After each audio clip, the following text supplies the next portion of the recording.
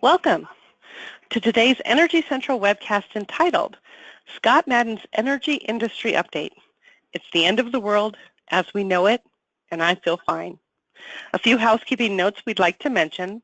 For best results in viewing this presentation, we recommend using a wired high-speed internet connection, as wireless connections can be unpredictable. If you cannot get adequate sound from your computer speakers, you may dial into your audio portion using the telephone listed in the right-hand panel of your interface under the audio section. Following the presentation, we'll have a brief question and answer period. You may submit your questions at any time using the question interface on your screen. Now I'm happy to turn the floor over to our first panelist and moderator, Stuart Pearman, partner and energy practice leader. Stuart, welcome to the event. You have the floor. Thank you, PJ, and thanks everyone for joining us today. We appreciate your time. Our energy experts will work to make this webinar interesting and insightful for you. Webinar is drawn from our ScottMadden Energy Industry Update. It was recently released to about 10,000 industry leaders. One CEO said to us, I look forward to it, I read every word, and we're facilitating several leadership team and board discussions in the next few weeks around it. If you've joined us for these webinars before, or if you read the update, you know that we always have a theme. As PJ mentioned, this one is based on the REM song, It's the End of the World as We Know It, and I Feel Fine. It was a Billboard 1987 Hot 100 hit. We chose this theme not because we're fans of 1987 music, although we are, but because so much is changing in our world, but our clients are changing and adapting too. So in many ways, while there is so much change, it is a time of hope and possibilities for our industry and for our future. Today's webcast can't cover everything in the update. For that, you'll have to hit the link at the end of this deck or visit our website. The price is right, it's free. Instead, we've chosen 3 topics out of the update for you today. First, Paul Quinlan will talk about innovative ways to structure solar deals. Everyone talks about the duck curve, but what can you actually do about it? Paul will share one piece of that puzzle. Next, Chris Vlahopoulos, Chris V for those of you who know him, will talk about what we can learn from the extraordinary penetration of rooftop solar in Australia. And lastly, I'll talk about smart cities. What's real? What's the utilities role? How can you get started?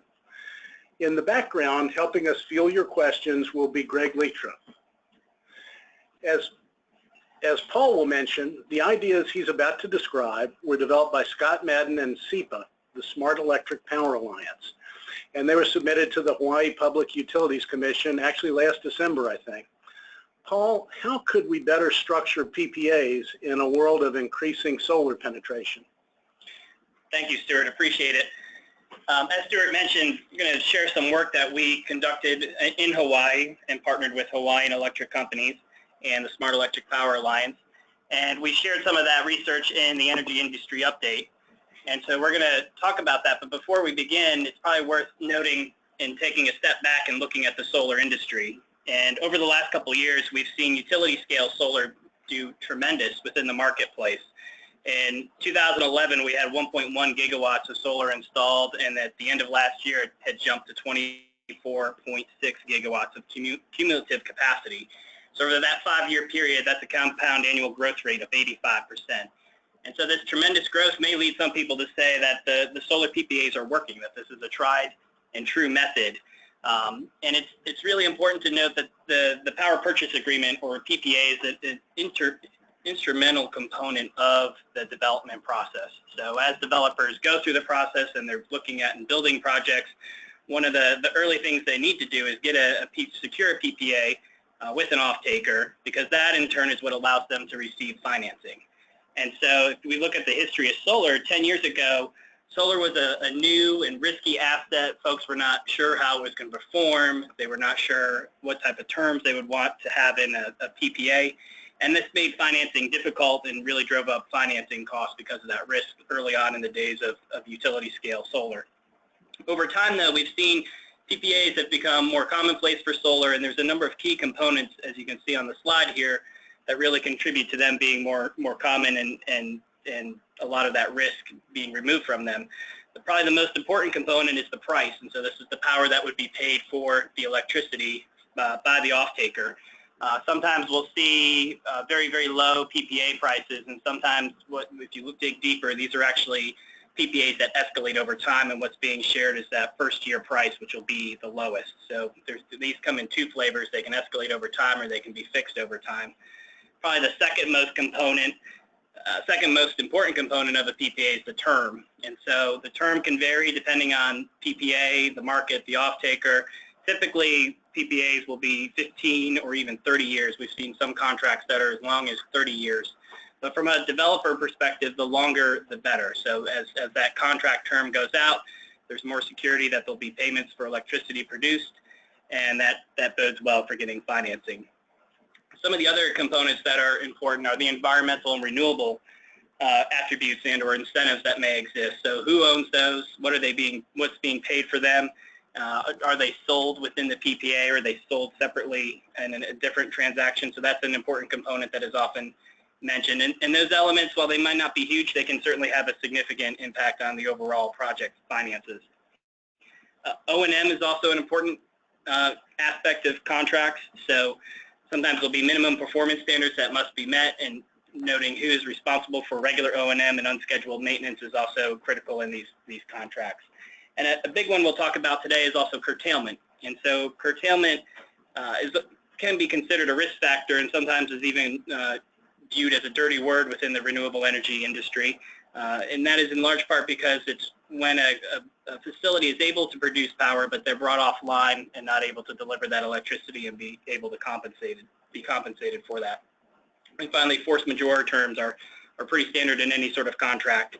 And so as we've seen, all these pieces now are pretty standard. Folks know how the technology works. And after several years of robust development, the finance community now has a good handle on both the technology and the traditional solar PPA. So it raises the question, or could be argued, that a solar PPA is now tried and true. But if we look across the marketplace, we can see that some of the markets with higher penetrations or unique circumstances may begin to cast doubt on this assessment. And we'll look at three of those markets here today: Hawaii, California, and North Carolina.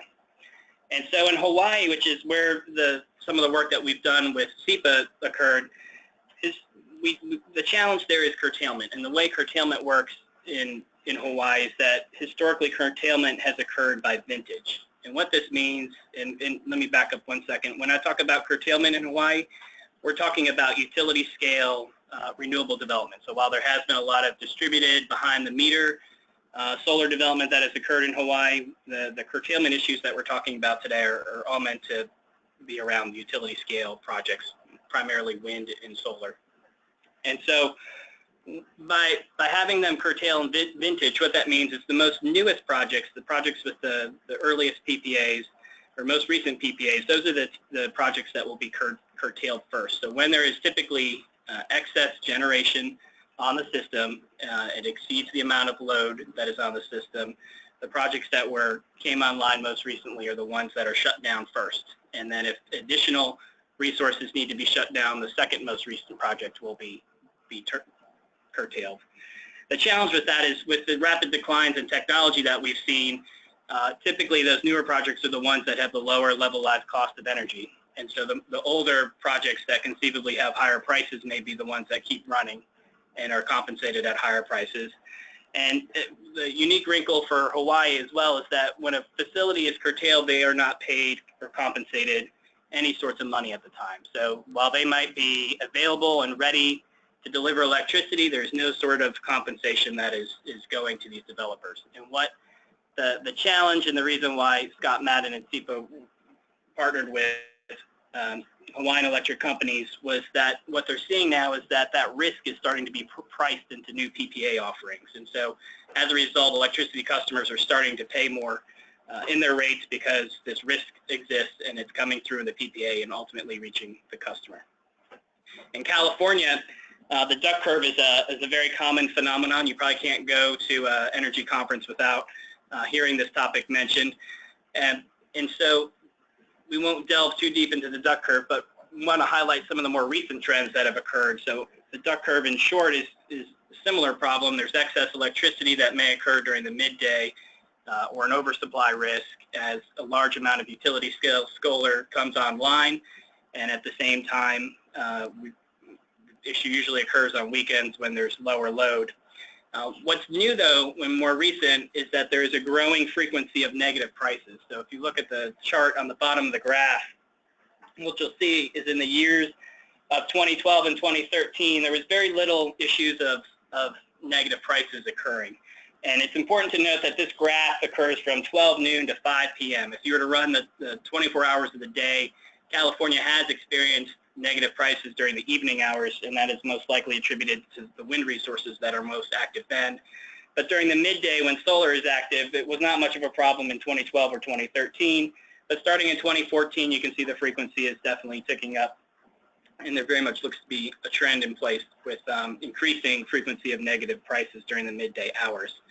In 2017, this spring, we've also have another development that has been occurring. With heavy spring rains and abundant hydro resources in California, we've also seen curtailment in California picking up this spring as well. The grid operator, CalISO, has issued some guidance documents that it might become very significant. It's still lower than what the original forecast or concern was, but relative to prior years, curtailment has definitely ticked up. There is one important note between California and Hawaii. While in Hawaii, the renewable generators are not paid any money when they're curtailed, we do see most of the curtailment in California being economic. And so the generators that are being, renewable generators in California that are being curtailed are being compensated to a certain extent. And so it's a little bit different from the situation that we see in Hawaii. But the key takeaway here is that we have two new trends emerging in CalISO as they continue to grow their solar resources. One is the growing frequency of negative prices, and then second is a growing frequency in curtailment. The third market to look at would be North Carolina. In North Carolina, over the last couple of years, has become a #2 state for solar in the United States, and this is largely driven by a PURPA qualifying facilities or QF model that exists. And so as part of the federal PURPA law that exists, what we have in the state of North Carolina is the electric utilities offer 15-year contracts to any solar developer that is 5 megawatts AC or smaller. And the developers in the state have gotten very good at this model and are able to build to it. And what happens every 2 years is that the value, they're paid both a fixed capacity payment and also an energy payment. And every 2 years, the North Carolina Utilities Commission evaluates what that price should be and updates the tariff within this docket. And so right now, that docket is open, and the avoided cost is being evaluated in the state of North Carolina. It is a very, very active docket. Questions on the duck curve impact in North Carolina are being raised. There's questions about the terms of the PPA. One of the things that is proposed is that 15-year term being reduced down to 5 years. And so there's a lot of different stakeholders arguing different positions. But again, this is another market where we've seen the traditional PPA model posing some challenges as we move forward to higher penetrations. So when you look at these three states, kind of leading states or unique states from a solar perspective, it seems that the traditional solar PPA is almost a victim of its own success. As we hit these higher penetrations, we start seeing more challenges, and they manifest in different ways. And so this then raises the question, is the traditional solar PPA rigid and outdated in these circumstances, and the fact that there must be a better way? So then we can turn and look more closely to Hawaii. So in Hawaii, as mentioned, we partnered with the Smart Electric Power Alliance to look at this very question of curtailment. So as mentioned, curtailment is occurring in Hawaii by vintage, and we wanted to see, is there, going forward for new generation, new renewable generation, is there a way to restructure the PPA contracts that would ensure that the projects are financeable and bring value to solar developers, but also bring flexibility to the grid and lower costs to electric customers in the state. So we worked on looked at a number of different PPA options for the state and for HECO in particular. And then in December of 2016, the report was filed with the commission, and in January of 2017, it was released more broadly and could be found on our website as well. And so what we did is we looked at 3 different PPA alternatives in this in this market. The first model is capacity and energy. And the way this market is set up is that we would envision that there's an RFP setting among solar developers. And as part of this RFP, there's two prices that would be submitted. The first is the capacity price, which would be $1 per megawatt per month. And the second would be an energy payment, which would be $1 per megawatt hour delivered. And so under this concept here is the utility could be allowed to curtail projects, but the capacity payment would mitigate some of this risk. So regardless of how much they were curtailed, there's always a certain amount of money coming in. And by holding an RFP, the developer is capable then of sorting through what their risk tolerance is and then having that reflect through the two different payment components. So conceivably, a high capacity payment would be offset with a lower energy price and vice versa. The second model we looked at is a time of day pricing. This model offers just an energy payment and is very similar to time of use rates for retail customers. The payment is lower or even negative during low load periods and higher during high peak periods. So this structure would have typically a base price and then a multiplier. So if you look at the chart on the upper right-hand corner, you can see that during the nighttime hours, there's a baseline price and it's paid out 100%. As you move to the midday part, the midday hours, much more solar production, and that price is lowered to 25% of the baseline payment. And then when you move to the evening peak, it quickly ramps to 200% of the baseline payment. So we think a structure like this, one of the things it could do is possibly incentivize solar plus storage assets by offering that payment and encouraging folks to move delivery of electricity to the evening hours. The final model that we looked at is called the renewable dispatch generation. This is very similar to the capacity and energy model, as we have two components here. First is a fixed monthly payment, and that's to ensure project financing is met, and then a variable component that's to cover O&M costs. And so where this model differs somewhat is that the utility is able to schedule the percentage of potential production delivered to the grid. So if you look at the graph on the right, what you'll see is that top line is overall the overall potential electricity that could be delivered to the grid. The bottom line reflects the amount that the utility actually decides to have delivered to the grid. And what the difference is almost a reserve that can come online. If you think of a number of different solar systems on the island of Hawaii and a cloud were to pass over one of them, this system would be able to ramp up to kind of smooth out that variation within the overall system. Also notable for this model is that the utility would have access and control over the facility as well, and so most of the scheduling would be done by the utility in this type of setting. So overall, these are three models we looked at. We do believe that curtailment no longer has to be a dirty word. Solar projects can provide additional value to the grid, which reduces risk and increases system flexibility, and at the same time, we think PPAs can allow projects to remain profitable even if they're operating below minimum capacity.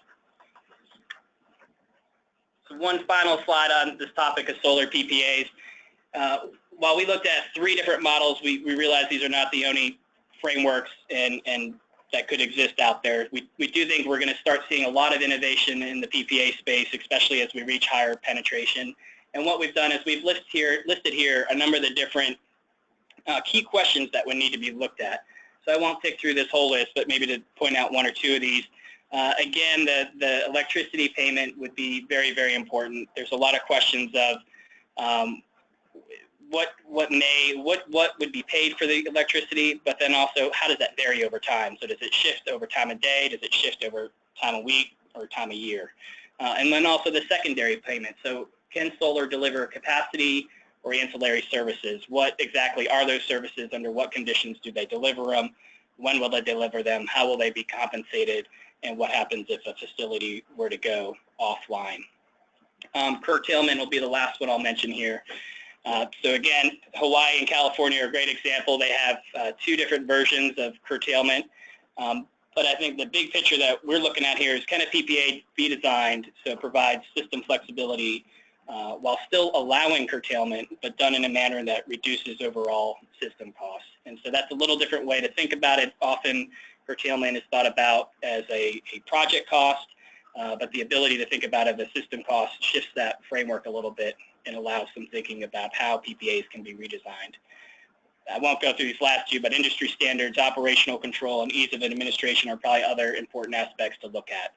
And so overall, we expect new ideas and innovations to come to solar PPAs over time, and I look forward to questions, and we'll turn it back over to Stuart. Thank you, Paul. Actually, Paul, a question for you before we move on. These principles you talked about are for PPAs, but could they also be used in rate making and tariff design? Absolutely. We've thought about them and framed them here from a PPA perspective, with the utility being an off-taker, but I don't think these concepts are limited to that framework, and they certainly could apply to tariffs and other settings as well. Thanks, Paul. As we mentioned in our last update webinar, again, along with SEPA, we led a fact-finding mission to Australia, where about 1 in 7 homes have rooftop solar. As with their past fact-finding missions to Germany and Hawaii, we were joined with quite a few utility executives who wanted to learn what they could from this edge case, if you will, of rooftop solar penetration.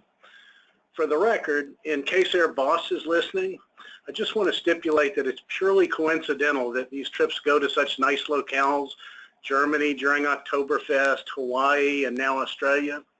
Chris, what did you learn down under? Thanks, Stuart. As Stuart mentioned, the SEPA sponsors these fact-finding trips for U.S. utility executives to learn from other markets that may be ahead of us in what's happening in the energy transition that we're seeing here. And ScottMadden, along with SEPA, helped organize and facilitate this trip to Australia. So why Australia?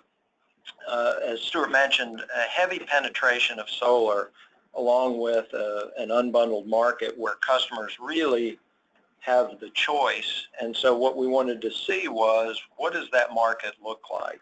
So the objective of the trip was to explore the impacts of this energy transformation in Australia and learn firsthand from the Australian utilities what the challenges, risks, and opportunities were.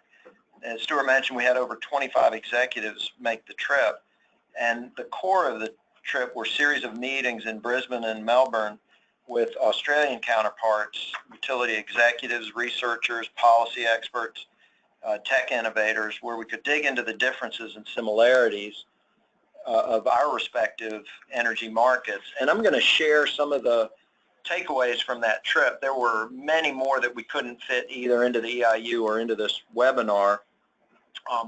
But look for an article that will come out in Public Utilities Fortnightly that's co-authored by SEPA and ScottMadden that'll have a lot more detail than we'll cover here today.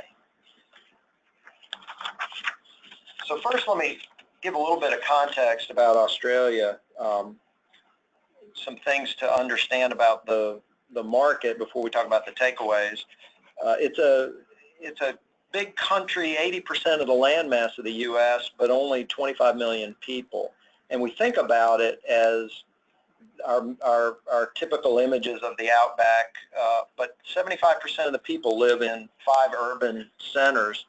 And most, as you can see from this picture of the transmission system, most around the edges of the coastal areas. In the past, the electric markets were state-owned and separate, not even physically connected. The grids in New South Wales and Queensland were not connected. Since the 90s, they've undergone an energy transformation, privatizing, unbundling, connecting the grids into a national energy market, as well as undergoing a strong push towards renewables.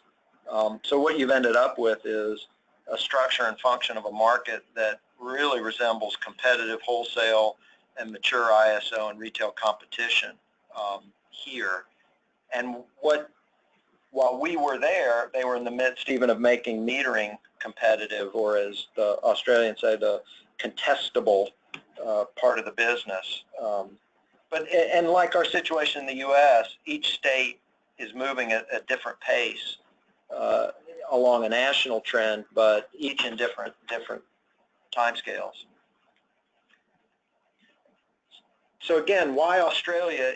It's really pointed out by the high penetration of solar, some of the highest in the world.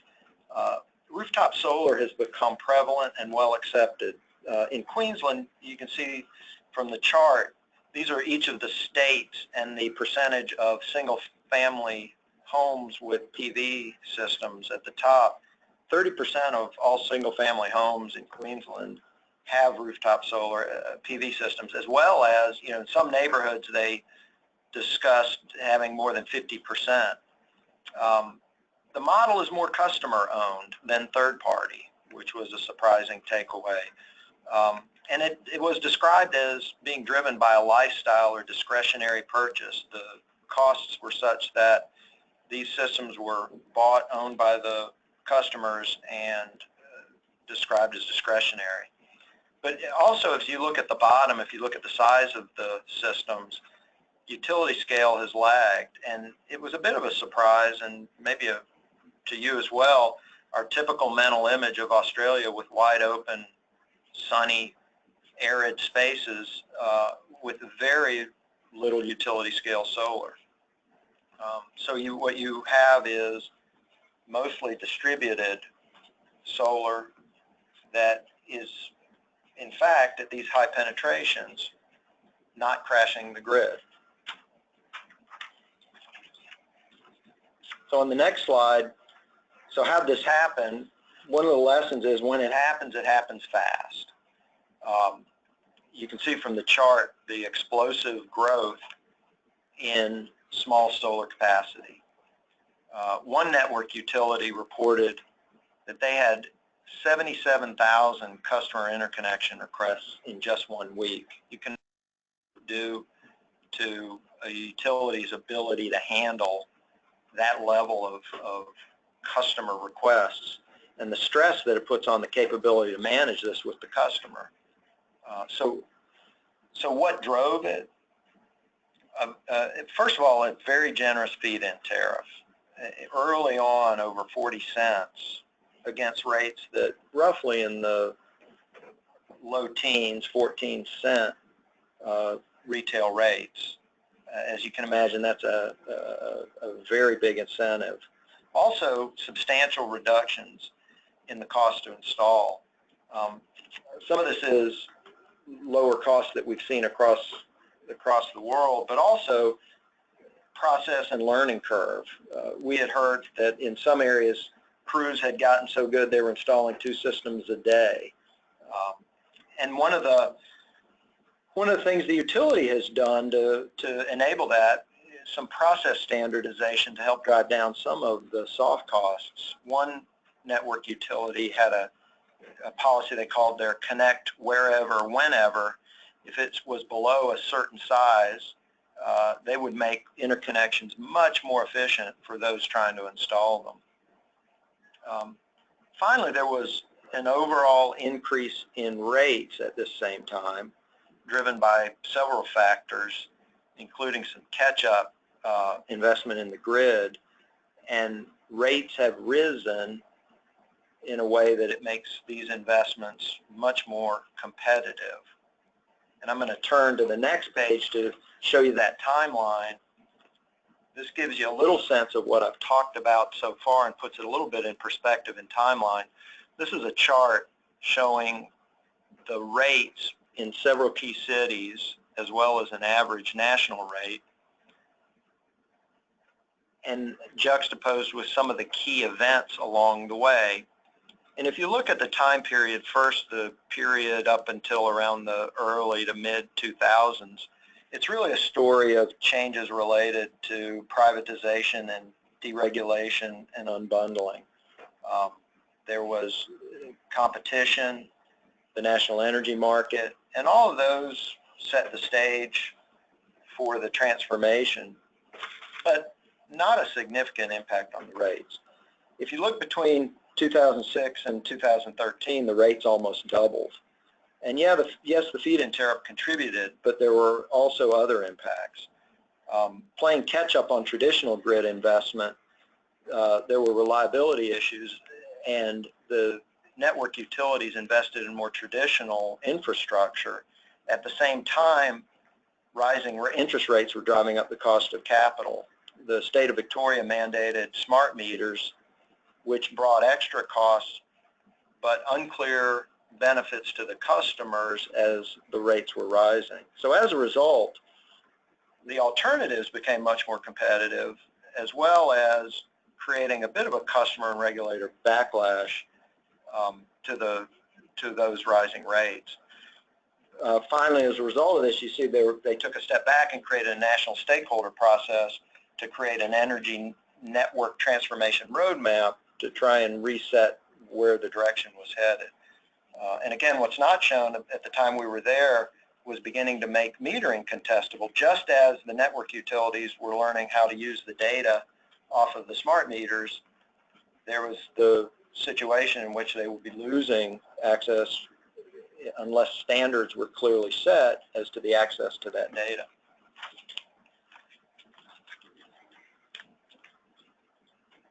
So as I mentioned, the high penetration of distributed solar is being managed and it was not crashing the grid, but it did require some problem solving.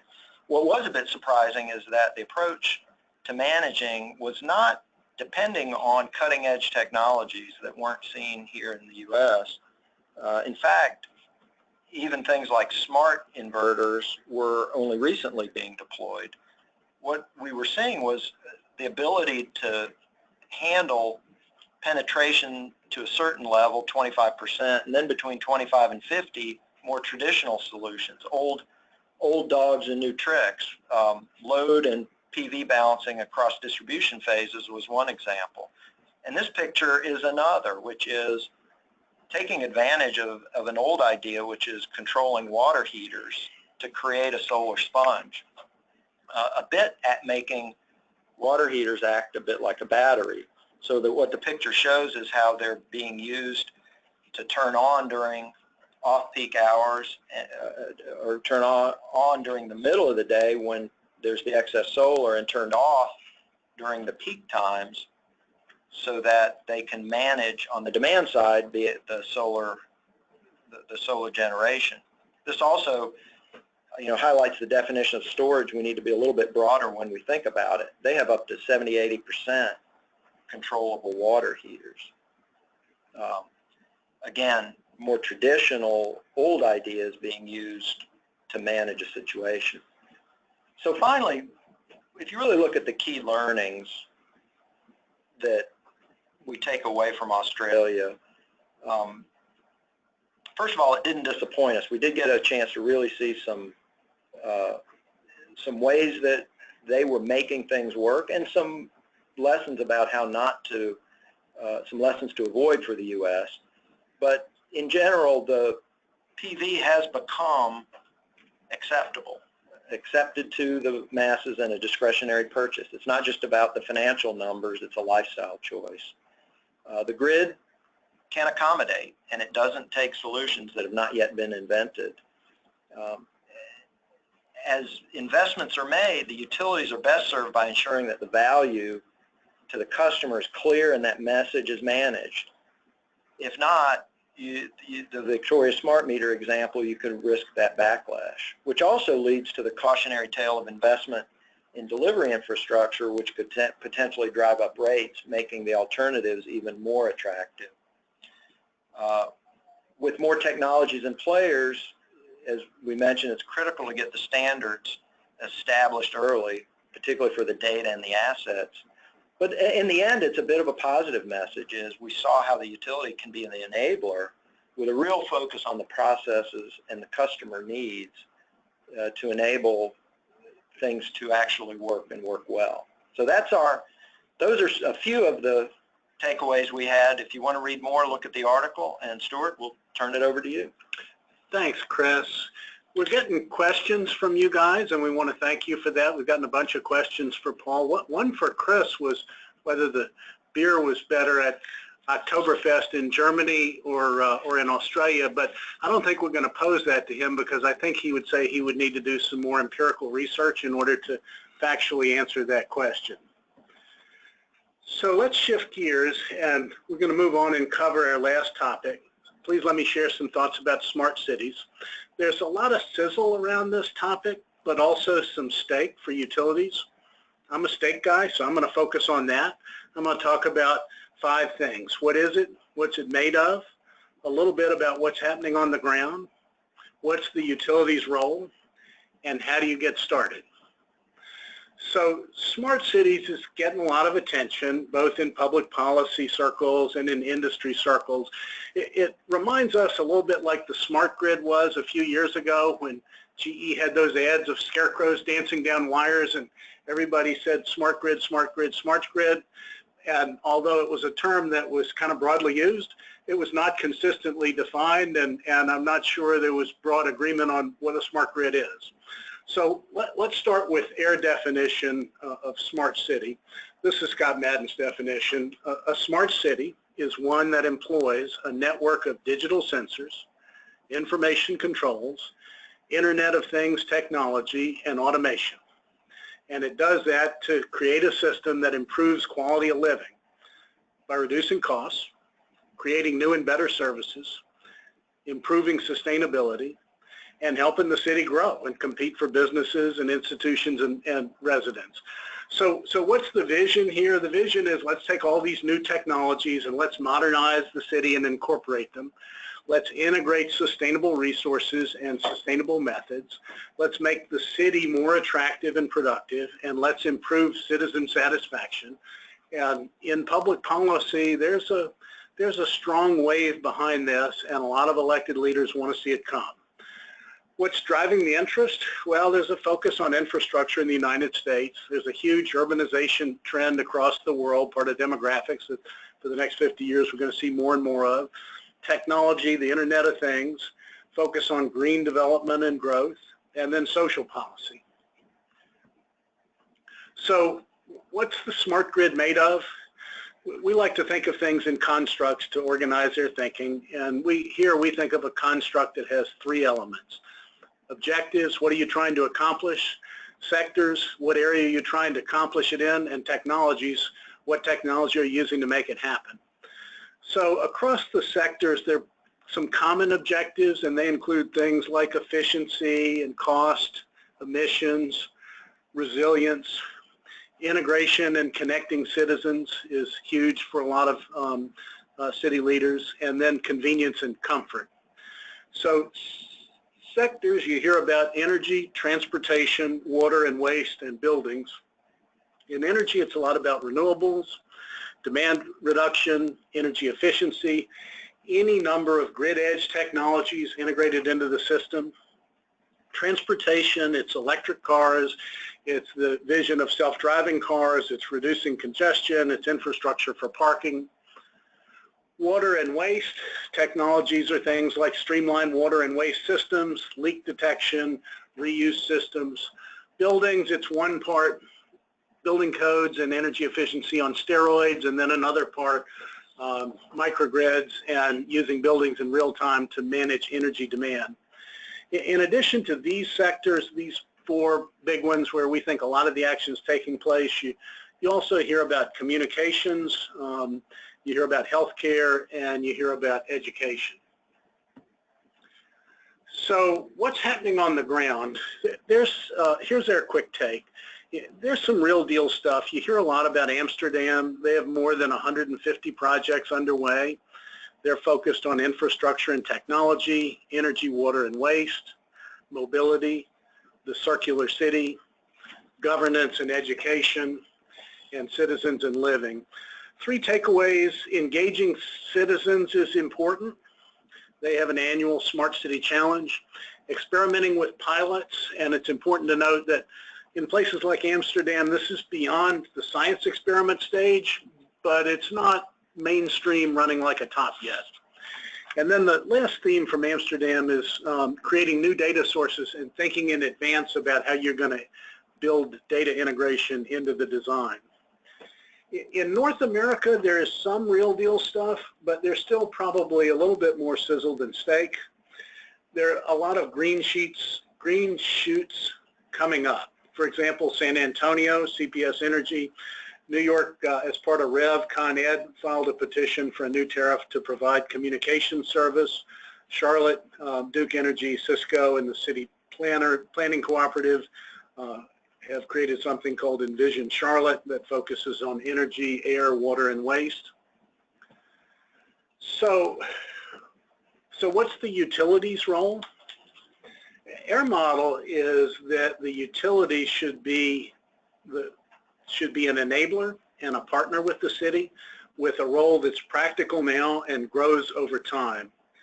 We see three phases. In the first phase, the objective is pretty simple. It's about getting more out of the utility energy network. It's about energy optimization, and the goal is to make some money to fund all this stuff and prove the ROI. Street lighting and smart thermostats are the kinds of initiatives you might have. We'll talk more about street lighting in a second. Phase two is leveraging the utility assets to enable non-energy smart city initiatives. So there are things like water and wastewater system automation might piggyback on the utility network. For phase three, it's expand into entirely new areas, new frontiers. For example, electric vehicles for mass transit. Many utilities were born as trolley systems. Maybe for us, it's going to be back to the future again. So if this is the vision, where do you get started with phase one? And we believe the first killer app is smart street lighting. Why is that? Street lighting projects have enormous potential to deliver a strong and a fast return on investment. So it provides some seed money to fund the rest. And it also can serve as a platform for piloting future initiatives. Why is that? Street lights represent about 40% of the city's electricity budget by some estimates. Smart street lights, according to those who sell them, can save 50 to 70% of this cost. And the way they work is they look around, and if there's nobody there and no traffic, they dim down. And then when traffic shows up and people show up, they brighten. So 50 to 70% of 40% of your electricity bill, if you're a city, that's big money. Network LED lights can also provide information about outages or other anomalies in the energy network. They can tell you what's going on. And they provide a platform for future sensors, data gathering, and communications capabilities. You can put video cameras on them, parking sensors, environmental sensors, weather sensors. So we believe the first killer app is put out a network of smart street lights and then start doing pilots of the other sensors on top of them, using the money that the street lights throw off to fund this. So why is the utility uniquely positioned? To do the smart city, you need a network that's everywhere, that is physical, it is communications, and it's data network. Who do we know that already has a network that's everywhere, that's physical, communications, and data? If you have AMI, you have that. It would make no sense for the city to spend money to develop its own parallel network. So the utilities can provide the platform. It can draw them closer to public policy officials. It can create a win-win where utility services and functions grow and utility revenues grow, and the politicians that run our cities can achieve their public policy goals. Thinking about this kind of partnership, we're reminded of the words of Humphrey Bogart at the end of Casablanca when he said to Claude Rains, "Louis, I think this is the beginning of a beautiful friendship." So with that, thanks for staying with us and submitting questions. And now let's take your questions. Greg Leitra will help us field them in the background. And the first question is for Paul. Paul, is it problematic for a utility to offer more than one PPA structure? So I should probably clarify that the models we were looking at were being considered for new renewable development in Hawaii. And so power purchase agreements, or PPAs, are legal documents. And so any renewable facility that had a contract with the utility prior, regardless of what happens going forward, their existing PPA would stay in place. And so there's a potential risk of creating complexity in the marketplace by having two different flavors of PPAs out there. But the overall objective in Hawaii is to increase flexibility of the grid and make sure everyone's being compensated and bringing down the cost. And so while those old contracts would also exist, There's certainly an opportunity if both parties were interested, those terms could be renegotiated and take shape on one of these new models. So the expectation is that old contracts are still certainly valid, but if there was interest, parties could renegotiate so more of the contracts look like the new model going forward. Here's another question for Paul. This is a great question. Paul, with your 3 different PPA models, how do fossil fuel pricing and availability factor into the models? So fossil fuel pricing and availability, I think the best way to maybe think about this is that the electric grid is a very large system. And so there's a lot of different components that go into the system. Part of that is the variable nature of renewables. Part of that is the fuel prices, the availability of fossil generation units.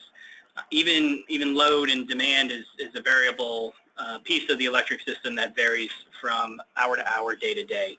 And so the best way to think about this is the overall system, and each one of these are a component. And so these models that we've looked at in Hawaii, again, the goal here is to create a more flexible system, more dynamic system that is able to change and address any sort of changes that may be occurring on the system. So it may be because fossil fuel systems are available or unavailable. It may be due to the availability of renewable resources, or it may be a dramatic shift in load. And so out of the 3 models, the one that may be the most flexible is the renewable dispatch generation model.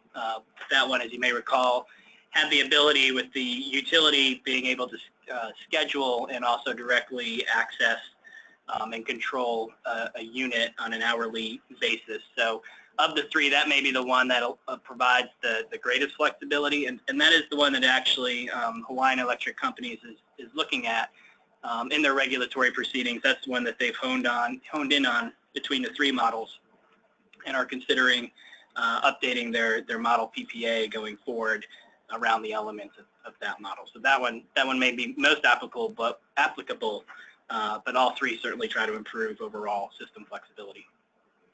Thank you, Paul. Here's a question for Chris. Chris, you were talking about penetration of distributed solar. So the question is, how is the penetration of distributed solar defined? On the chart that we showed, the penetration is the percentage of single-family homes or dwellings that have solar on them. So that's a good question, because if you're talking about urban areas with skyscrapers, those wouldn't be part of that definition. You're talking about the single-family dwellings. Thank you. Here's another one for you, Chris. What are the more attractive value streams, customer recruitment, financing, whatever, that Australian utilities are getting involved in? And a follow-up, do you see a noticeable difference between U.S. regulated utilities? They mentioned APS, Tucson end-to-end, distributed solar business, PSEG financing only participation, and Australia. That's actually a good question, and I think there is a difference in Australia that we saw, and maybe it's not a fundamental difference, but a difference to degrees. The model they're moving towards there is a very limited role for, again, what they call the network utility, the wires utility. That, if it can be competitive and contestable, it is, and limiting. So really you're seeing a greater role for the retailers and a lesser role for the traditional utility, which is not to say that the holding companies that have the utility aren't also getting involved, but I think you're seeing it more on the unregulated side, where you'll be seeing a lot of those kinds of innovations. So I think that very limited role, even as I mentioned, to the extent of taking away and making metering and the ownership of the metering away from the more traditional utility role and making it competitive and contestable. So I think what you're seeing, what I think you'll see is the retailers being the center of that, which also a little bit of of a finding from the SEPA ScottMadden fact-finding trip to Texas, in which these unbundled markets are moving at different paces for things like distributed solar as you move forward, in that there's not a full end-to-end value that you'll see in some of the regulated, more fully regulated markets. Thank you, Chris. Here's a question for me. What is the first step cities should take to begin a smart city conversation with utilities? It's a great question, and the first step is indeed to begin the conversation. It is early days, and smart cities is being made up city by city. I think the beginning of that conversation should be the city talking about what does it want to achieve. How is it doing in the competition for businesses, economic development, cities? What does it want to do to better the lives of its citizens, whether it's, I know in San Antonio they're very interested in broadband connectivity for all of its citizens. What does the city want to get? From the utility side, the city ought to ask, what are your long-term strategic objectives? Are you trying to put in AMI? Are you trying to build out your network? And look for the Venn diagram between those objectives. We do believe that smart streetlights might be a good place to start for everyone, because they fell off money that will help the city and will help the utility, and they enable pilots.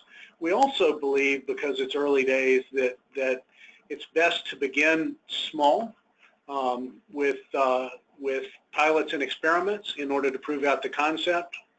So that's where we would start, and I think the journey of 1,000 miles begins with a single step. Initiating a conversation is a good first step. Here's a question for Paul. Paul, would the models examined in Hawaii be applicable to other electricity markets in the United States? Absolutely. As mentioned, we do think that there's going to be a lot of innovation in solar PPAs, and so that will eventually migrate out of Hawaii and make it to other markets. If you think about the two other states we talked about, California and North Carolina, with the duck curve in California, the major concern or risk there is oversupply midday when all the utility scale solar is producing electricity.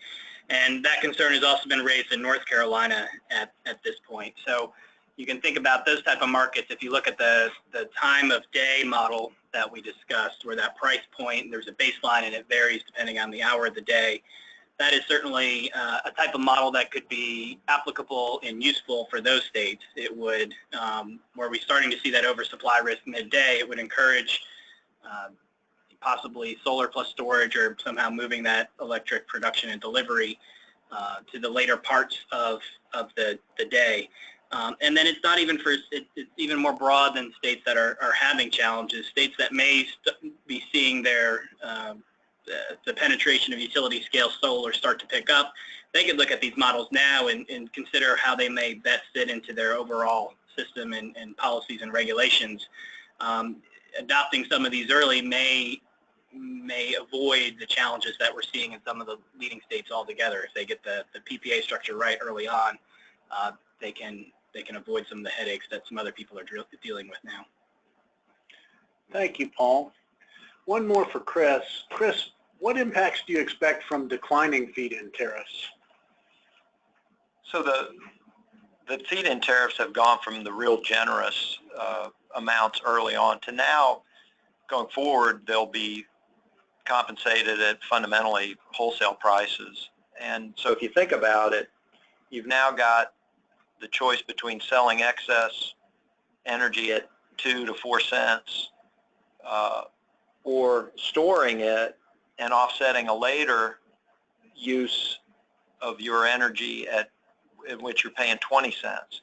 So we think what we think you'll start to see is a lot more interest in energy storage for the self-supply option of avoiding the need to sell at 2 cents and offset your 20-cent bill later in the day.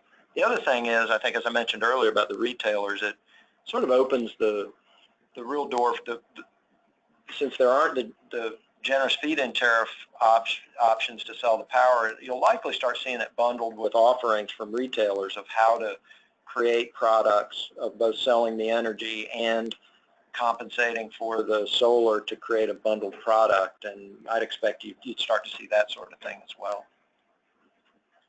Thank you, Chris. Here's one for me. What are the primary drivers of utility involvement in broader smart city initiatives?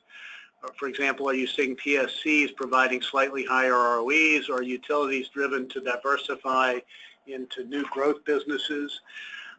I think there is a part that is the utility desire to diversify into new growth businesses, and the synergy with the city may help them both achieve their aims.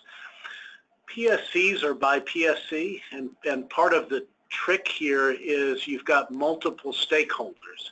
It's primarily the cities that are driving for smart city initiatives, not the PSCs. And you have to find the Venn diagram between what's good for the city, what's good for the utility, and what the PSC will support. It's not necessarily a given that because the city wants it, the PSC will support it, or vice versa. And so there's a tremendous amount of stakeholder management and negotiation involved here.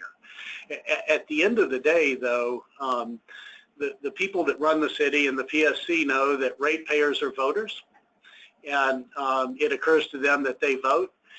And it is important to have public policy backing in both venues. While the stakeholder management and negotiation may be tricky, if you can get that trifecta, good for the utility, good for the city, and good for the PSC, it creates tremendous wind at your back when it's time to negotiate rates or ask the city for what you need. So with that, being mindful of everyone's time, we're going to try and wrap up on time. And we just want to end up by saying thank you so much for attending on behalf of Paul and Chris and Greg and all of us at ScottMadden. If you'd like to receive the full ScottMadden Energy Industry Report, please hit this link. As I mentioned, the price is right. It's free. Now, please let me turn it over to PJ to wrap up our webinar and close this out. And once again, thanks, everyone. Thanks, Stuart. Great presentation. For our audience, we hope you've enjoyed today's discussion. As you log off, please take a moment to complete our survey and give us your feedback so we can continue to provide you with the quality content such as today's event. Thank you for attending. This concludes today's presentation.